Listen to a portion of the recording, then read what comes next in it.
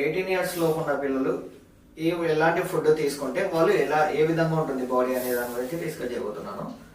ఈ మధ్య కాలంలో చూసినట్టయితే 18 years లో పిల్లలకు ఎక్కువ బాడీ అనేది వీక్నెస్ గా ఉండడం, స్ట్రెంథనింగ్ లేకపోవడము, లేదంటే ఇప్పుడు వాళ్ళ కాన్సన్ట్రేషన్ లెవెల్స్ కావచ్చు, వాళ్ళ బాడీ బిల్డింగ్ పవర్ కావచ్చు, ఏదైనా వీక్ అనేది ఉంటుంది. అది ఎందుకోసం ఉంటుంది అంటే వాళ్ళకి ఫుడ్ అనేది ప్రాపర్ గా వెళ్ళడం లేదు.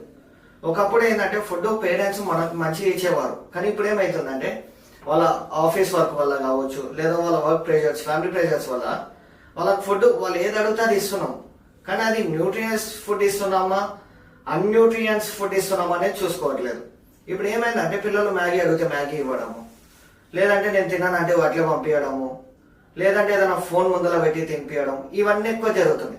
ఇవి కానీ చూపించుకుంటే పిల్లలు తీసుకుంటే కూడా బ్రెయిన్ అనేది డ్యామేజ్ అవుతుంది. నథింగ్ బట్ న్యూరాలజీ ఇష్యూస్ అనేది రావడం జరుగుతుంది. ఎందుకు అని అంటే ఫోన్ ఎక్కువ వాడడం వల్ల కూడా రేడియేషన్ వెళ్తుంటది. దానివల్ల బ్రెయిన్ ఏదైతే ఉంటుందో బ్రెయిన్ మైండ్ అది మనకి సపోర్ట్ అనేది చేయదు, కాన్సన్ట్రేషన్ లెవెల్స్ అనేది తగ్గిస్తుంది.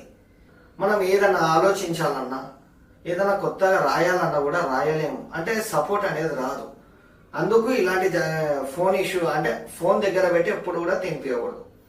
ఎందుకనంటే ఇప్పుడు న్యూట్రియన్స్ ఇప్పుడే వాళ్ళు 18 years లోపలనే వాళ్ళ బాడీ అంత వీక్ ఉంటే ఇప్పుడు కమింగ్ 25 కావచ్చు, 20 కావచ్చు, 30 కావచ్చు, అప్పుడు వాళ్ళ బాడీ ఇంకే స్టేజ్కి వెళ్తుందో మీరు ఒకసారి ఆలోచించండి.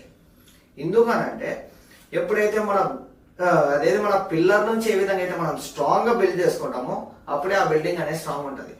అదే పిల్లరే స్ట్రాంగ్ లేదనుకోండి, బిల్డింగ్ అనేది కూడా స్ట్రాంగ్ ఉండదు, ఏదో ఒక రోజు కొలాప్స్ అవుతుంటది.